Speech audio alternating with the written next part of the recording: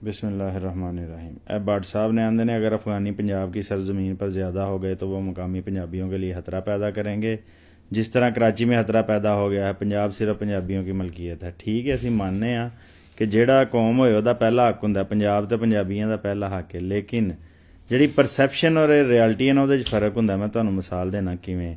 France ਦੇ ਵਿੱਚ ਜਿਹੜੀ ਮੁਸਲਮਾਨਾਂ ਦੀ ਆਬਾਦੀ ਹੈ 4 ਤੋਂ 5% ਹੈ, ਤੇ ਪਿੰਡਾਂ ਦੇ ਵਿੱਚ ਓਵਰਆਲ 4 ਤੋਂ 5% ਹੈ, ਸ਼ਹਿਰਾਂ ਦੇ ਵਿੱਚ 9-10% ਹੈ। ਗੂਗਲ ਤੇ ਜਾ ਕੇ ਵੇਖ ਲਓ। ਲੇਕਿਨ ਫਰਾਂਸ ਦੇ ਵਿੱਚ ਇੱਕ ਸਰਵੇ ਹੋਇਆ ਕਿ ਫਰਾਂਸ 'ਚ ਮੁਸਲਮਾਨ ਕਿੰਨੇ ਨੇ। ਕੋਈ ਕਹਿ ਰਿਹਾ 40% ਨੇ, ਕੋਈ ਕਹਿ ਰਿਹਾ 35% ਨੇ, ਕੋਈ ਕਹਿ ਰਿਹਾ 30% ਨੇ।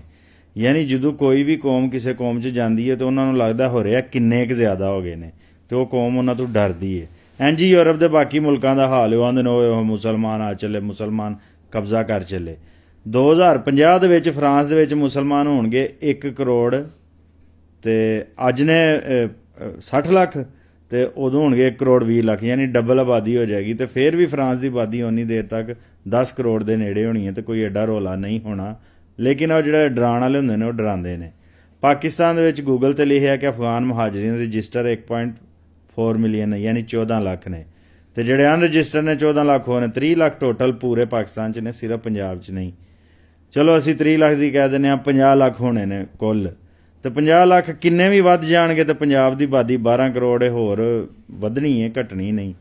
ਅਤੇ ਆਬਾਦੀ ਵਧਾਉਣ ਦਾ ਸਭ ਤੋਂ ਅੱਛਾ ਤਰੀਕਾ ਜ਼ਿਆਦਾ ਬੱਚੇ ਪੈਦਾ ਕਰੋ। ਪੰਜਾਬ ਦੀ ਮੈਂ ਅਗਲੇ ਦਿਨ ਵੀ ਦੱਸਿਆ ਸੀ ਰੇਸ਼ੋ ਘੱਟ ਹੈ ਆਬਾਦੀ ਦੀ। ਮੈਂ ਤਾਂ ਬੱਚਿਆਂ ਦੇ ਹੱਕ 'ਚ ਹਾਂ, ਕਿਉਂਕਿ ਕਿਸੇ ਵੀ ਇਨਸਾਨ ਦਾ ਸਭ ਤੋਂ ਵੱਡਾ ਅਸਾਸਾ ਉਹਦੀ ਔਲਾਦ ਹੁੰਦੀ ਹੈ। ਅੱਜ ਜਿਹੜਾ ਨਿਜ਼ਾਮੇ ਤਲੀਮ ਹੈ ਉਹ ਦੱਸ ਰਿਹਾ ਔਲਾਦ ਸਭ ਤੋਂ ਬੁਰੀ ਚੀਜ਼ ਹੈ। ਅਤੇ ਜੇ ਤੁਸੀਂ ਪੰਜਾਬੀ ਕੌਮ ਨਾਲ ਮੁਹੱਬਤ ਕਰਦੇ ਹੋ, ਮੈਂ ਆਉਂਦਾ ਵਾ, ਮੈਂ ਵੀ ਕਰਨਾ, ਤੁਸੀਂ ਵੀ ਕਰਦੇ ਹੋ, ਅਤੇ ਜ਼ਿਆਦਾ ਬੱਚੇ ਪੈਦਾ ਕਰੋ। ਦੀਨ ਵੀ ਸਾਨੂੰ ਇਸ ਗੱਲ ਦਾ ਹੁਕਮ ਦਿੰਦਾ। ਅਤੇ ਦੂਜੀ ਗੱਲ ਹੈ, ਹਾਂ, ਜਿਹੜਾ ਅਸਲ ਖਤਰਾ ਹੁੰਦਾ ਉਹ ਹੁੰਦਾ ਨਿਜ਼ਾਮੇ ਤਲੀਮ ਕਿਸੇ ਵੀ ਕੌਮ ਦਾ। ਉਹਨੂੰ ਤੁਸੀਂ ਬ੍ਰੇਨ ਵਾਸ਼ ਕਰ ਦਿੰਦੇ ਹੋ।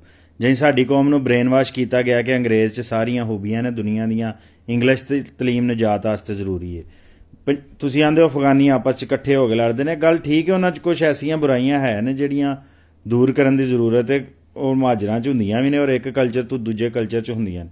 ਤੁਸੀਂ ਉਹਨਾਂ ਦਾ ਨਿਸਾਬ ਬਦਲੀਏ, ਉਹਦੇ ਵਿੱਚ ਦਸੀਏ ਕਿ ਤੁਸੀਂ ਦੁਨੀਆ 'ਤੇ ਕੋਈ ਆਲਾ ਔਰ ਵੱਖਰੀ ਕੌਮ ਨਹੀਂ ਹੈ, ਇਨਸਾਨ ਦੇ ਬੱਚੇ ਬਣੋ। ਮਤਲਬ ਤੁਸੀਂ ਨਿਸਾਬ 'ਤੇ ਕਬਜ਼ਾ ਕਰੋ, ਡਾਇਰੈਕਟਲੀ ਕਰੋ ਜਾਂ ਇਨਡਾਇਰੈਕਟਲੀ ਕਰੋ। ਔਰ ਉਹ ਜਿਹੜੀ ਉੱਥੇ ਨਫ਼ਰਤ ਦੀ ਫਜ਼ਾ ਹੈ, ਜਿਹੜੀ ਪ੍ਰਾਪੋਗੰਡਾ ਪੈਦਾ ਕਰ ਰਿਹਾ ਕੁਛ ਉਹ ਕਰਦੇ ਹਨ। ਰੂਸ ਦੇ ਦੌਰ 'ਚ ਕਮਿਊਨਿਸਟ ਸੁਰਹੇ ਸੈਕੂਲਰ, ਫਿਰ ਅਮਰੀਕਾ ਦੇ ਜਿਹੜੇ ਗੁਲਾਮ ਨੇ ਉਹ ਕਰਦੇ ਰਹੇ ਨੇ, ਉਹਨਾਂ ਨਫ਼ਰਤ ਵਧਾਈ ਹੈ। ਅੱਜ ਵੀ Voice of America, DW, independent Urdu, ਉਸ ਤੋਂ ਇਲਾਵਾ ਜਿਹੜਾ BBC ਪਸ਼ਤੋ, ਇਹ ਸਾਰੇ ਪ੍ਰਾਪੋਗੰਡਾ ਕਰਕੇ ਅਫਗਾਨੀਆਂ ਨੂੰ ਪਾਕਿਸਤਾਨ ਦੇ ਖਿਲਾਫ ਕਰਦੇ ਨੇ ਔਰ ਪਾਕਿਸਤਾਨੀਆਂ ਨੂੰ ਅਫਗਾਨੀਆਂ ਦੇ ਖਿਲਾਫ ਕਰਦੇ ਨੇ। ਮੈਂ ਇਹ ਤੁਹਾਡੇ ਨਾਲ ਇਸ ਗੱਲ 'ਤੇ ਐਗਰੀ ਕਰਨਾ ਕਿ ਅਫਗਾਨੀਆਂ ਦੀ ਨਸਲ ਪ੍ਰਸਤੀ ਸਾਡੇ ਤੋਂ ਜ਼ਿਆਦਾ ਹੈ, ਕੌਮ ਪ੍ਰਸਤੀ ਜ਼ਿਆਦਾ ਹੈ, ਸਮਗਲਿੰਗ ਉਹ ਕਰ ਰਹੇ ਨੇ। ਇਹ ਸਾਰੇ ਇੰਤਜ਼ਾਮੀ ਮਸਲੇ ਨੇ ਔਰ ਤਲੀਮੀ ਮਸਲੇ ਨੇ। ਉਹਨਾਂ ਨੂੰ ਤਲੀਮ ਦੇਣੀ ਪੈਣੀ ਹੈ। ਸਭ ਤੋਂ ਪਹਿਲਾਂ ਤਾਂ ਤੁਸੀਂ ਪੰਜਾਬੀਆਂ ਨੂੰ ਤਲੀਮ ਦਿਓ ਨਾ।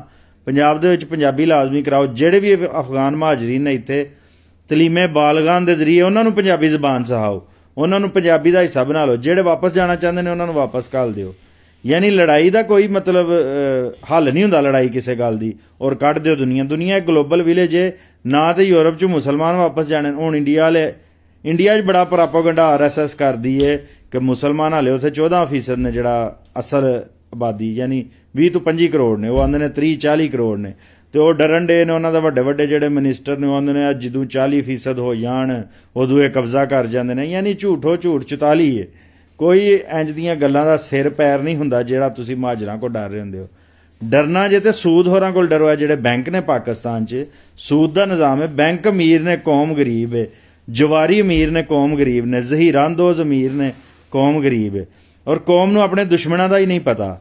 ਤੁਸੀਂ ਜੇ ਪੰਜਾਬੀਆਂ ਦੇ ਸਕੇ ਹੋ ਨਾ, ਤਾਂ ਮੈਂ ਤਾਂ ਚਾਹੁੰਦਾ ਪੰਜਾਬ ਦੇ ਹਰ ਪਿੰਡ ਦੀ ਹਰ ਮਸਜਿਦ ਦੇ ਵਿੱਚ CSS ਦੀਆਂ ਜਿੰਨੀਆਂ ਰਿਕਮੈਂਡਡ ਕਿਤਾਬਾਂ ਨੇ ਉਹ ਪੰਜਾਬੀ ਉਰਦੂ 'ਚ ਤਰਜਮਾ ਹੋ ਕੇ ਪਈਆਂ ਹੋਣ, ਮਸਜਿਦਾਂ 'ਚ ਪਈਆਂ ਹੋਣ। ਪਿੰਡਾਂ 'ਚ ਲਾਇਬ੍ਰੇਰੀਆਂ ਬਣਾਓ।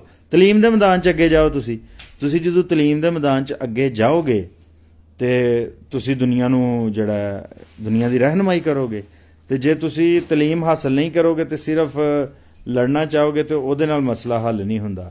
ਤਲੀਮ ਹੀ ਵਾਹਦ ਹੱਲ ਹੈ।